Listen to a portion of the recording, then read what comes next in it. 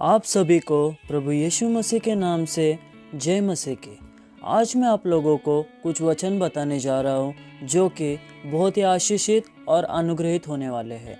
वैसे तो पूरी की पूरी बाइबल ही आशीषित और अनुग्रह वाले वचन से भरी हुई है, लेकिन उनमें से कुछ चंद वचनों को लेकर आज मैं आप लोग के बीच में रखने वाला हूँ, जो कि ऐसे वचन है जिसको आप रोज़ पढ़ोगे तो आपका जीवन एक सफलतापूर्वक जीवन हो जाएगा। तो आइए उन वचनों की ओर हम बढ़ते हैं। पहला वचन इस प्रकार है, नीति वचन 16 अध्याय का 3 वचन। अपने कामों को यहोवा पर डाल दे, इससे तेरी कल्पनाएं सिद्ध होगी। तो इस वचन में हम देख सकते हैं आपका जो भी काम है उसे परमेश्वर के हाथ में सौंप दीजिए, परमेश्वर आपके काम को सफल कर देगा।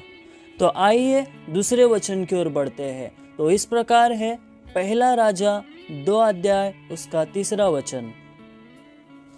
और जो कुछ तेरे परमेश्वर यहोवा ने तुझे सौंपा है उसकी रक्षा करके उसके मार्गों पर चला करना, और जैसे मूसा की व्यवस्था में लिखा है वैसे ही उसकी विधियों तथा आज्ञाओं और नियमों और चितौनियों का पालन करते रहना, जिससे जो कुछ तू करे और जहाँ कहीं तू जाए उसमें तू सफल होएगा। इस वचन में हम देखते हैं इस प्रकार कहा गया है, जब हम परमेश्वर के मार्गों पर चलते हैं, परमेश्वर के वचन के अनुसार चलते हैं, तो हमारा हर एक कार्य सफल हो जाएगा। तो आइए हम इसी के साथ तीसरे वचन की ओर बढ़ते हैं, जो कि लूका 16 अध्याय का 10 से लेकर 11 तक हम पढ़ सकते हैं। जो थोड़े से थोड़े में सच्चा है वह बहुत में भी सच्चा है, और जो थोड़े से थोड़े में अधर्मी है वह बहुत में भी अधर्मी है। इसलिए जब तुम अधर्म के धन में सच्चे न ठहरे तो सच्चा धन तुम्हें कौन सौंपेगा। इस वचन के आधार पर हम देख सकते हैं आपका काम चाहे बड़ा हो या छोटा हो, ये मायने नहीं रखता, पर आपका काम सच्चा हो, परमेश्वर यही चाहता है, जिससे कि आपका काम सफल हो जाएगा। तो आइए हम चौथे वचन की ओर बढ़ते हैं। वो लिखा हुआ है यशायाह की पुस्तक उसका 41 का 10 वचन में, मत डर क्योंकि मैं तेरे संग हूँ, इधर उधर मत ताक क्योंकि मैं तेरा परमेश्वर हूँ। मैं तुझे दृढ़ करूँगा और तेरी सहायता करूँगा, अपने धर्ममय दाहिने हाथ से मैं तुझे संभाले रहूँगा। इस वचन के आधार पर हम देख सकते हैं हमारा जो विश्वास होना चाहिए और किसी पर नहीं, सिर्फ और सिर्फ परमेश्वर पर होना चाहिए। अपने विश्वास में हमको कभी डगमगाना नहीं है जिससे कि हमारे काम रुक जाए। अगर हमारा पूरा विश्वास प्रभु पर रहता है तो परमेश्वर हमारे हर एक कामों को सफल करता है। 5वां वचन इस प्रकार है, यिर्मयाह की पुस्तक 17 का 7 वचन। धन्य है वह पुरुष जो यहोवा पर भरोसा रखता है, जिसने परमेश्वर को अपना आधार माना हो।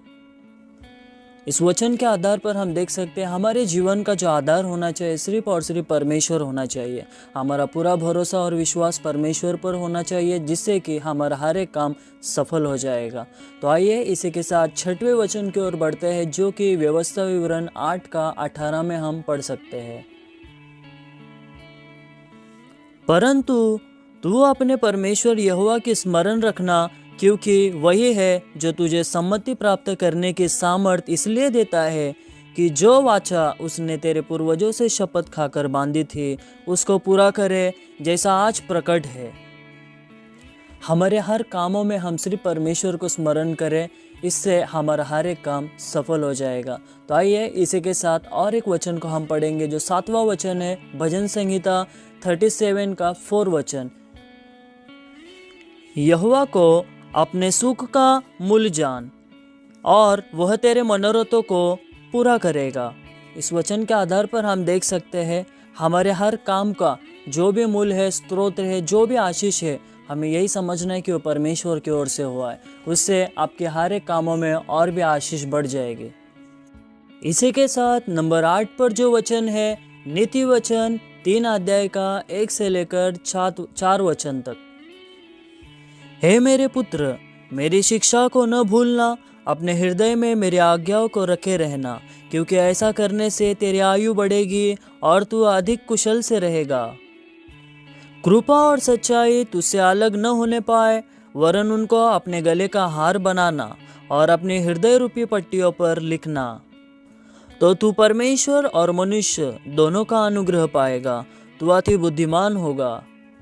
तो यदि आप किसी को हर बातों में आशीषित और अनुग्रहित और परमेश्वर का एक सही व्यक्ति होकर चलना है, तो आपको इन वचनों को पूरा करना पड़ेगा। तो परमेश्वर के साथ ही आप बढ़े।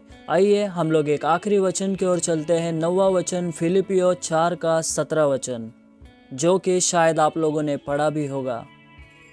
यह नहीं कि मैं दान चाहता हूँ, परंतु मैं ऐसा फल चाहता हूँ जो तुम्हारे लाभ के लिए बढ़ता जाए।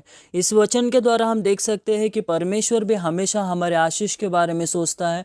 तो इसलिए मेरे प्रिय भाई और बहनों, इन वचनों को आप ज़रूर पढ़ें। मैंने आपको 9 वचनों को बताया है, और 10वां वचन कौन सा होना चाहिए वो आप मुझे कमेंट करके बताइए, ताकि वो वचन मैं अगले वीडियो में डाल सकूँगा।